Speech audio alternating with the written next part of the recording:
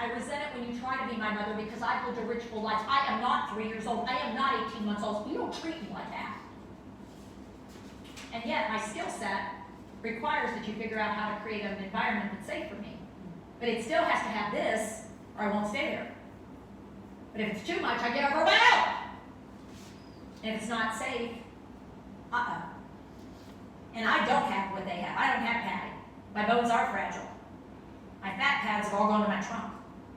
I don't have it in my extremities. And I'm losing skills, and I lose them in the opposite way I develop. That's the reality.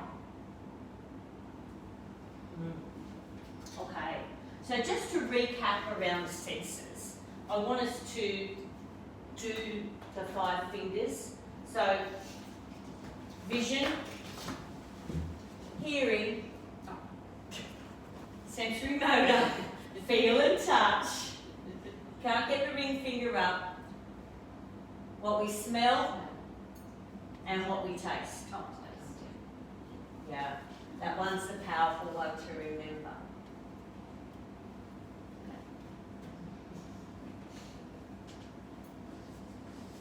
So real quickly, we're going to go back to our scenario.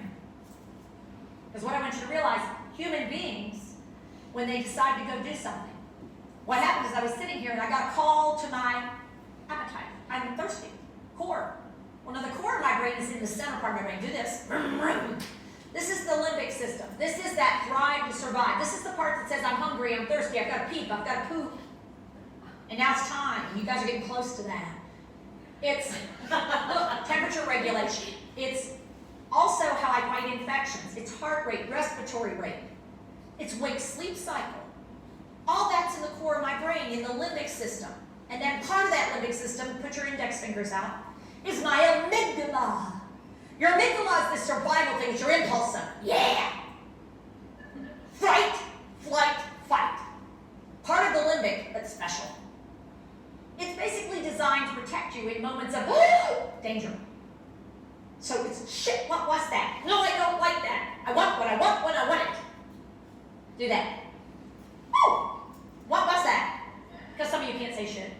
I don't know why. You can in certain situations, but just not here in front of everybody. Oh, what was that? That's fright. Then, no, that's flight. I want what I want when I want it. Fight. Fight, flight, fright. Automatic, basic core stuff. Then around the outside is built other stuff. The last part of a human brain to develop, put your hand right up here, is this one. Safety awareness. That ability to think things through, to be thoughtful, to consider your options, to control that limbic system, that autonomic system, and instead say, you know what, not a good idea. Hang on there. Let's not go right now. Let's wait a second. Making decisions. Initiating, sequencing, terminating, and being able to see something from somebody else's point of view. Very last part of a human brain to develop. There are some people who never get it. Just so you know. You know them. So here I am in the living room, and I decided to make coffee. That was my limbic system saying, you're thirsty, go get something. And I started to act on that, but what happened? Oh, look, gosh, telephone rang, an interruption, auditory. I knew what to do. I answered the phone because I recognized what it was. And then when I heard my friend's voice, I knew who it was, but I could not think of her name right that moment. That is normal aging. And here's why. What happens with normal aging is the following. Put your hand in the back of your brain. For each human being you've ever met, you take a picture, snapshot. If you see them multiple times, you have multiple snapshots. And you have them each in a file folder, mark that person. But then, in order to come up with the name of that person, you have to go up here to the left, temporal lobe, and find your file cabinet for names. You have to sort down through the list of names to find the one that matches that picture. And then what you have to do, go over here, you have to do voice recognition, and match it up, and then out of your mouth from this side comes the word, hey Betty. Here's a reality check. Our speed of processing slows over time. It's basically 0.5 to 1% per year from the time you're 25 on.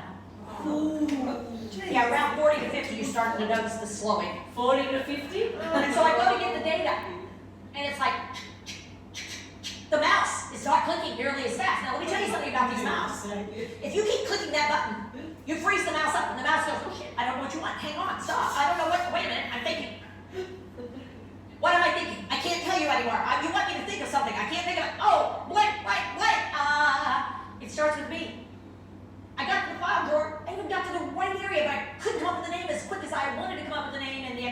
conversation. And so some of us go, oh, hey, sweetheart, how are you? I'm cheating. I'm using automatic system to cover for the loss. And some of you call me on it. Who do you think this is? Why are you so mean? One of these days you'll be older. You'll have that moment of, I know her. This is why we give you name tags. This is why name tags are a good thing. Because what did I provide for your eyeballs? There it is. I don't need to look in the file cabinet. Look, I found it. So as you get with older people, you'll start to notice when you wear your name tag, they look at your name tag after they look at your face and then they say your name. That's because they're smart. Some of you are doing it here. And if not, you hate when people call you on this. Why are we so mean? Here's what you want to learn how to do. Hey, Betty, it's Teepa. Why don't we talk like that anymore? We used to say things. There was a polite way that you did the telephone. We don't do it anymore. You go, hey, you know who I am? Or my least favorite, when you know somebody has dementia, Mom, which one am I? What is this, a quiz right away? I don't like you very much anymore. You're making me feel stupid. How many people like feeling stupid? Raise your hand if it's your favorite way to feel. We've got to quit doing this, because what it ends up happening is you shut down my system, you don't make it work, because right away you shoved your agenda at me. So when we go downstairs, which we are going to do, because you know what I'm noticing? Your limbics are starting to get really active. Y'all had coffee, maybe some juice, you had those, and your limbic is going, we need to pee. We need to pee now. I need to get up, I need to go pee. Did we go pee? I thought they were going to pee. Are we not going to go pee? I need to go pee. And so your limbic system is sort of queuing you up. We got to go soon. And it better not be long. In getting out of these chairs, we better be careful. Because also I will tell you, some of you have to cue the system up. And here's the first thing. Tell me what you do first thing in the morning when you want to go to the bathroom. You want to know what you do? Hold the pee. Because in the very beginning, your limbic said, we need to pee. And when you were really little, what happened when you needed to pee? You pee. As you get older, you learn, not here, not now. We have to put it in a place, a certain place. As you get a little older, these systems are not working as quick and sharp as you might hope. So you actually have to devote energy to hold the pee, make the other muscles work, but hold the pee, keep holding the pee, hold that pee. Keep holding it, ooh, we're in the bathroom, do not let go. Hang on tight. Got to do a lot of other things, keep holding the pee, hold back the pee while you go, okay, now put it down. Now the guys have another problem. Okay, now you can let go. Okay, really, you can. Just relax. No, don't hold on. No, come on, there's more. I'm telling you there's more. Come on, let's let it out. Come on. No, don't tighten up. No.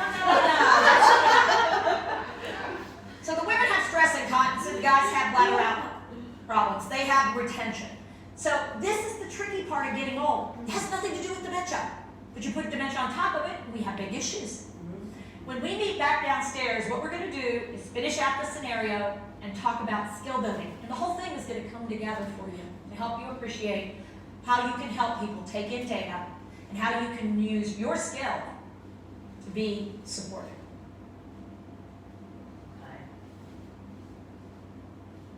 Okay. So, everyone here has children. So have you ever had an interaction with a child where they started to do something unsafe because they were curious? Yep. Anyone care to share? I had a foster child once that tried to shove a stick in a PowerPoint because he wanted to see if he could see his skeleton. Oh. Did everyone get that? Like in the cartoons, Yeah. you know, they stick it in and they, see he wanted to see if he could see skeleton if he shoved a stick in a PowerPoint. Interesting. How did you handle that? Well, I tried to explain to him that that wasn't going to happen. That's not the way things work. The only way we see our skeleton is through an X-ray, and you don't shove anything in PowerPoints. So what happened? Were you able to manage? Yeah, he was the kind of person, he was the kind of kid that needed to know how things worked. So I kind of had to, he was 9, so had to sit him down and explain to him that, you know, that could actually be really dangerous. And you won't see your skeleton, but you could actually see some, you know, black. But yeah, he kind of got it afterwards, after I showed him, you know, pictures on the internet of X-rays and. Oh, so you went to the depth of getting on the internet. Yeah, had to. Because he'd never had an X-ray before either. So he Right. didn't realise that it was a special photo and a special machine that could see inside you. And it wasn't actually, sticking that in there is not how I actually see my skeleton. So can you take some time to write down an example of a situation or a time when you've witnessed a person living with dementia who's done something unsafe because they were curious?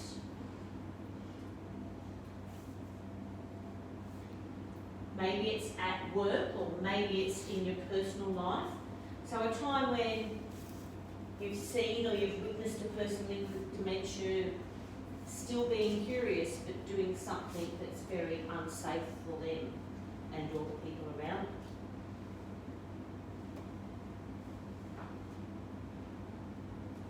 And then just think about how did you handle that?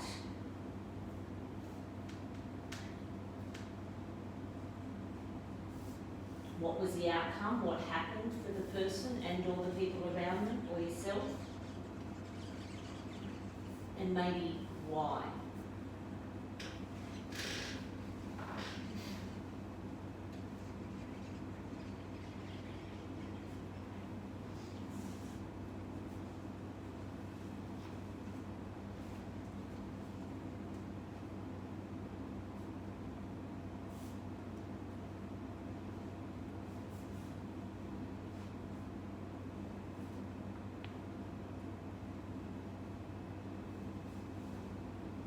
So given what we know now, given what we've learned this morning, does that make you change the way you think about people with dementia, living with dementia, and their curiosity and their lack of safety awareness?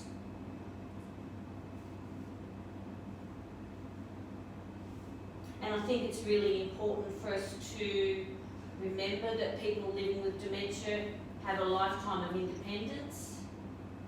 They've had a rich, full life, and we're not their mothers, and we're not their bosses. That's the hard bit, especially we're so safety conscious, aren't we? So I guess it's a very tricky balancing act. Okay, so can each of us share with the group one thing that you plan to change about your care routine based on what we've learnt so far? Is there one thing that you're going to change in the way you care for someone living with dementia? Less talk. Yeah, Less talk. I think more guidance with comfort and showing and of the hand. The hand under Yeah, hand. hand under hand, yeah, just giving them that guidance and comfort, directing them more, I guess. With More visual, more Yeah. prompting. More visual, more prompting.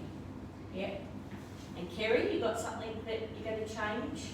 Yeah, I think because working down at Hillcrest, everything's so busy and so full on that you tend to forget to take the time to actually, you're just like, oh, come on, you hurry them along a little and that does frustrate them. Yeah, so, it's because of the workload and the timing is so Take heavy. those breaths yourself. Yeah, so, and by doing that, you wouldn't get as much stress from the resident. Yep. So what you're saying is that To if take more time to actually, explain what you're doing and, yeah. so if we take more time to connect with the person, Yeah, use visual, yeah. and what you're saying is that then may result in Then less time being used chasing or managing or Yeah. being The less stressed. the less stressed they are, the more time you've got to. Just sort of go at their Yeah. pace, you're not getting the resistance. Yeah, that's right. And I'll just Yeah. give you an example. A few years ago, my grandmother, dementia, in her 90s, and I was with her, and she had like little pots set up outside, and she wanted to dig up a plant, and she had to do it then and there.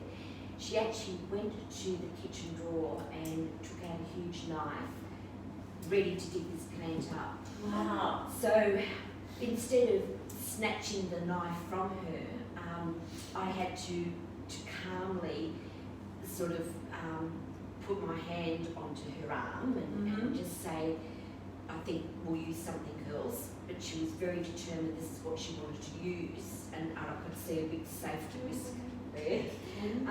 But yeah, by not snatching, by not coming at her fast, by calmly getting her little gardening gloves and a little spade she had, and we did a bit of an exchange. That's awesome. There. So what you did was you didn't alert her. Stop. No yelling. No yelling, Yeah. and then you were able to exchange the unsafe tool. That's right. Exactly. That's excellent. Yeah.